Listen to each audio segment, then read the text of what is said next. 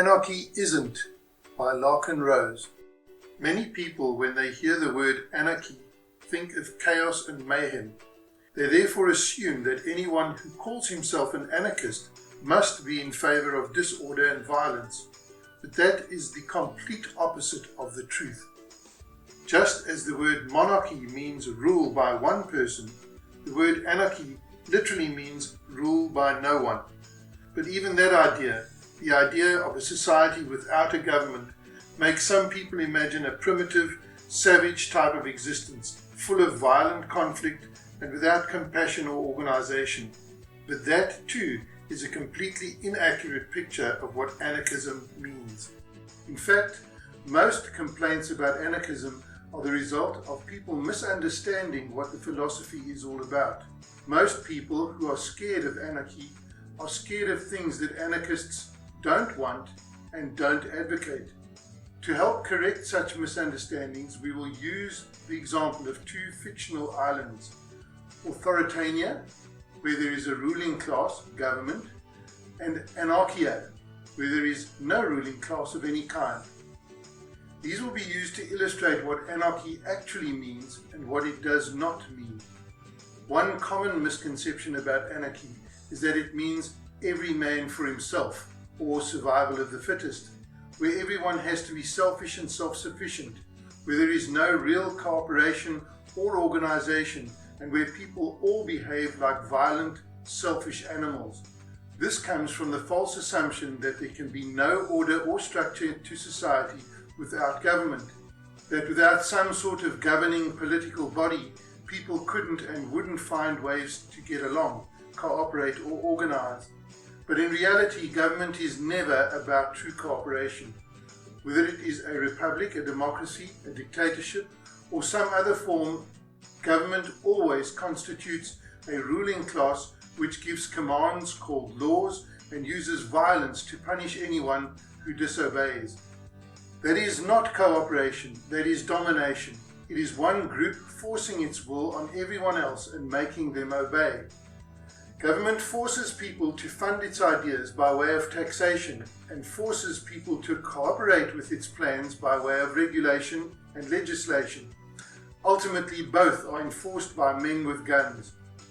In contrast, true cooperation is about people voluntarily working together of their own free will without anyone else forcing them to. And people already do this in thousands of different ways every day, without politicians or law enforcers making it happen. So no, obviously cooperation does not require the existence of political power. And while it is true that authoritarianism and government power can be used to force people into various forms of organization, that does not mean that people are incapable of organizing without being forced, which they obviously already do in many different ways. In fact, the most productive examples of organization are already anarchistic in nature. Consider, for example, your favorite grocery store. Everyone involved in the hugely complex operation of growing, processing, transporting, displaying and selling food participates voluntarily. Customers choose where to shop and what to buy, and all the other people involved, truck drivers, stock boys, checkout clerks, administrators, etc., do things in exchange for getting paid. This purely voluntary arrangement allows for an amazing complex degree of organization and cooperation without anyone being forced to participate. This is literally anarchy in action. In contrast, whenever government does something, a very small group of people, politicians, comes up with an idea and forces everyone else to go along with it. In the authoritarian version of a supermarket, the ruling class would tell people what to produce and how much, and would tell customers what they must buy and what they must pay for it. Anyone who did not comply would be punished in some way. That is how government always does things. Some anarchists prefer the term voluntarist because the philosophy is based upon the idea that all human behavior should be based upon voluntary interaction, not force. Another common but incorrect assumption is that if there were no government, people would have no way to defend against criminals or foreign invaders. But one does not need a badge or special authority to have the right to defend himself or others against attackers and thieves. Everyone already has the right to use defensive force on his own or with others for mutual protection. Anarchy means no one has the right to rule, i.e., no one has special rights. It doesn't mean people can't get together to exercise rights that everyone already has. In a stateless society, even professional protectors would only have the same rights as everyone else. Another concern that some people have is that if there were no government, then smaller, private gangs would spring up to rob, oppress and enslave people. There are a couple of reasons why this fear is misguided. First of all, even private street gangs and organized crime today exists mainly because of government, not in spite of it. Notice how many gangs today get their funding from trading in illegal black markets, drugs, gambling, prostitution, guns, etc., which were all created by government laws. In a free society, thugs and thieves, individually or in gangs, wouldn't have any black markets to take over. More importantly, people who fear that without government, warlords would take over are ignoring how much people's perceptions matter. A criminal gang which everyone recognizes as illegitimate and immoral has far less power than a gang whose aggression is perceived to be legitimate and legal, its commands and demands being called laws and taxes, and any who disobey being seen as criminals. In other words, a population is far more likely to be oppressed by a gang which the people themselves imagine to have the right to rule than by some gang that everyone knows is bad and that everyone would feel perfectly justified in disobeying and resisting even forcibly. Imagine a private gang trying to do what government now does, extorting and bossing everyone around. But imagine if they tried that without any aura of legal authority. Then imagine how a well-armed population would respond. The gang would fail quickly and dramatically, and all those who resisted them would be viewed as righteous heroes. But when the people feel morally obligated to obey the politicians' laws, anyone who resists are viewed as criminals or tax cheats, even by their own friends and neighbours. Most people see government domination as necessary and valid, and so they cooperate with their own victimization. That is why government gets away with far more oppression and extortion than private gangs ever could, because most of the victims of legal thuggery and theft see it as necessary and legitimate.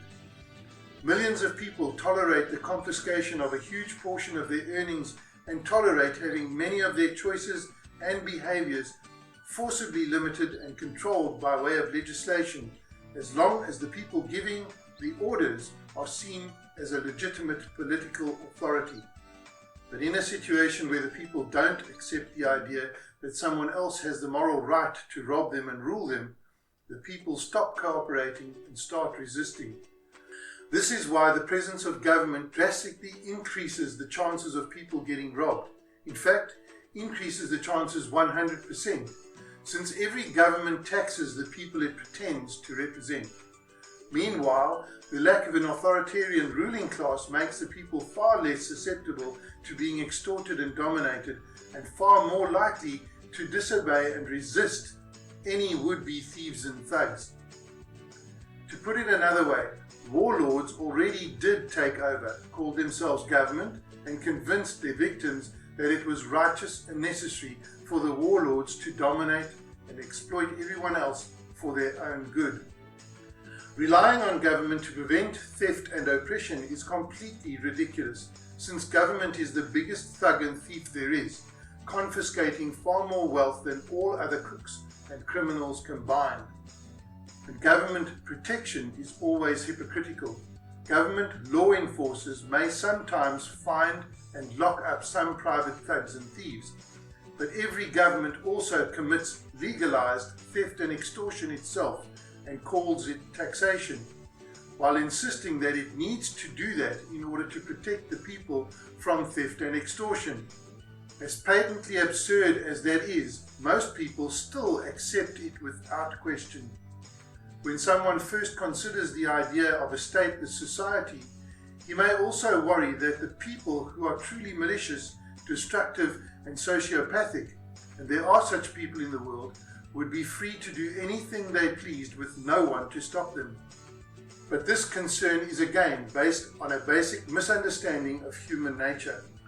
People who are willing to victimize others by their very nature don't care about morality or right and wrong.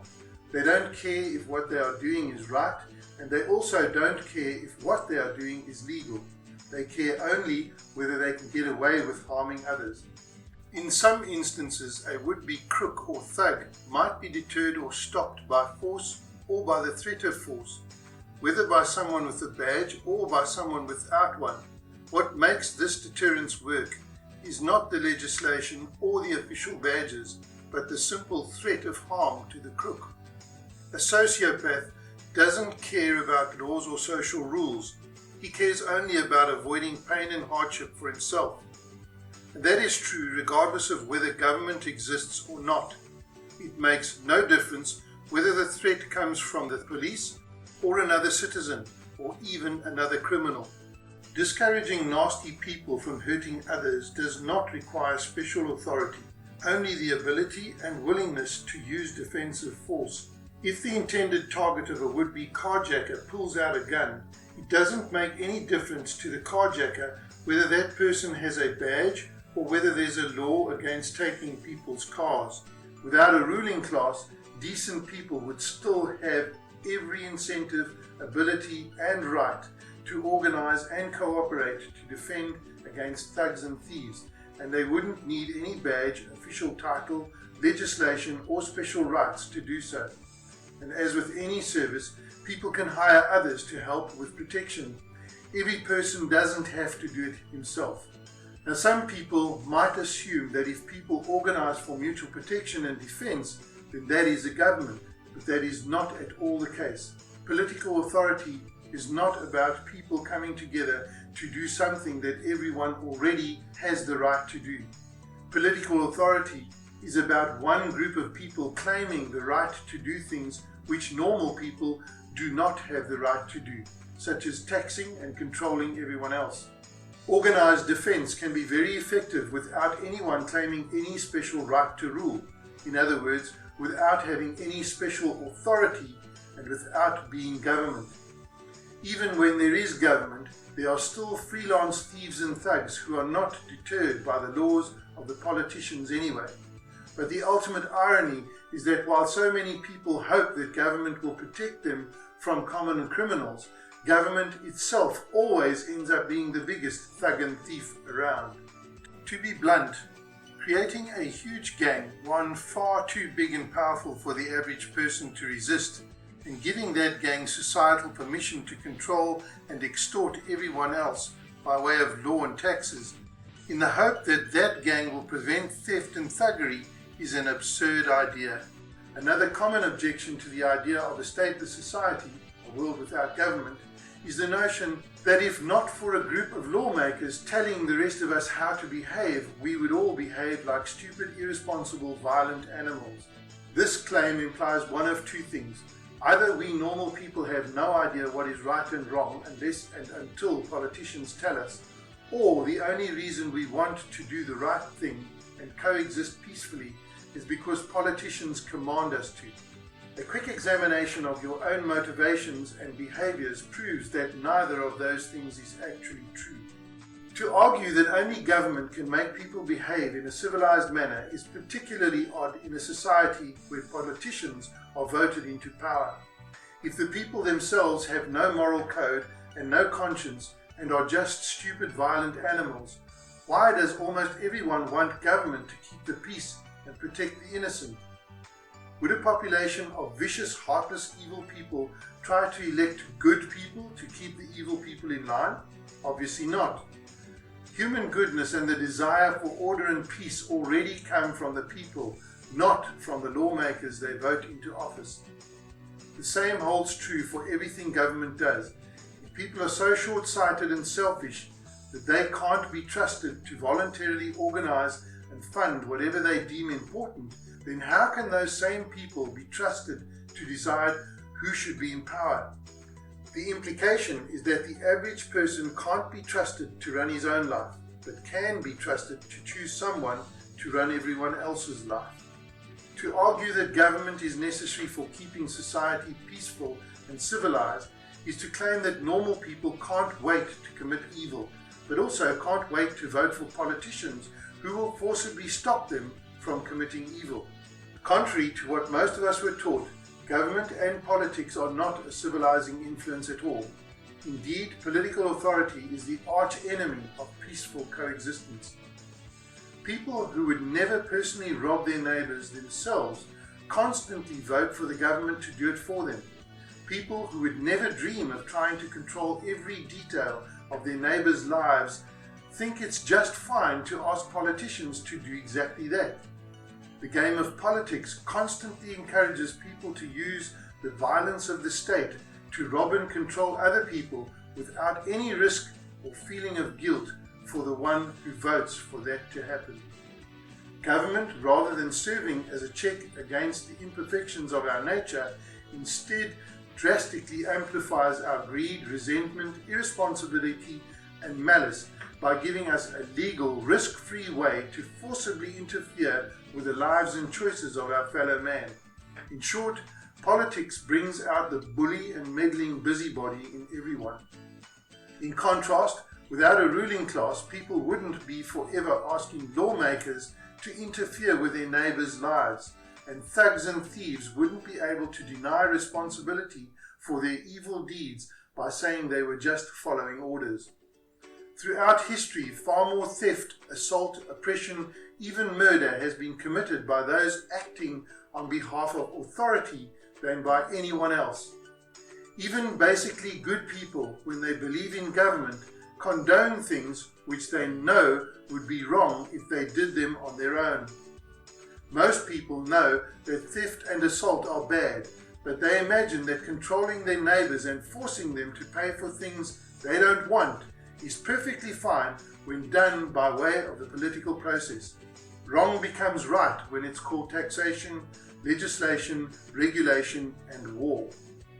Anarchists know better. They know that human society will never be perfect, but that it would be a whole lot better if evil deeds were committed only by genuinely nasty, sociopathic people, rather than being advocated and committed by many millions of basically good people who have been taught to believe that aggression is morally acceptable when it's called taxation, law enforcement, and national defense. Using yourself as an example, how many things have you voted to have government do to your neighbors that you know you would have no moral right to do to them yourself? The fundamental principle of voluntarism, a more specific term for anarchism, is very simple. It's wrong to initiate force against any other person, regardless of badges, laws, or alleged authority. The only time the use of force is justified is to defend against aggression. The vast majority of people already understand this on a personal level, but they've been taught that this basic rule of social living does not apply when it comes to the game of politics and government. Without shame or guilt, everyone who votes asks the ruling class to do things to his neighbors which he knows would be wrong if he did them himself. Most people know how to get along and want a peaceful and just society. Giving up the belief in government doesn't suddenly turn someone into a violent animal, because our morality doesn't come from legislation and our ability to organize and cooperate doesn't come from any ruling class. Our ability, right, and desire to be productive, to help each other, to protect the innocent, and to stop the wicked does not come from government. In fact, it is threatened by government more than by anything else. Indeed, most injustice, oppression, and strife, most of man's inhumanity to man, is a direct result of authoritarian political power. Contrary to what politicians pretend, ruling classes do not produce peaceful coexistence. Instead, they intentionally cause perpetual conflict and violence, exploiting our compassion, virtue, and good intentions, turning them into wealth and power for the worst people in the world, while crushing the freedom and prosperity of everyone else. Of course, the people who benefit most from the political racket will do their best to convince you that it's a social necessity. But ask yourself this: have the thousands of laws, regulations and taxes imposed upon you made you a better, more productive and more caring person? Is the world better off with the politicians taking your money and telling you how to live your life? Or would things be better if you were allowed to spend your own money and make your own decisions? Is society really best served by a small class of people forcibly imposing a centralized master plan on everyone else? Can the orders and threats of a ruling class make the world what it should be? Or would society be better served by freedom, a respect for individual rights, voluntary cooperation and peaceful organization? If this second option sounds better to you, maybe you should learn more about anarchism and voluntarism. People are not perfect, and some are downright malicious and dangerous. And some people mistakenly view anarchism as a utopian idea that would only work if everyone were generous and compassionate. But if people are too stupid, greedy, and malicious to be free, aren't they also too stupid, greedy, and malicious to be trusted with power? If you don't trust some stranger to have control over his own life, why would you trust him to have control over yours? Whether people are inherently good, inherently bad, or some of each, giving a small group of people power and control over everyone else is never the answer.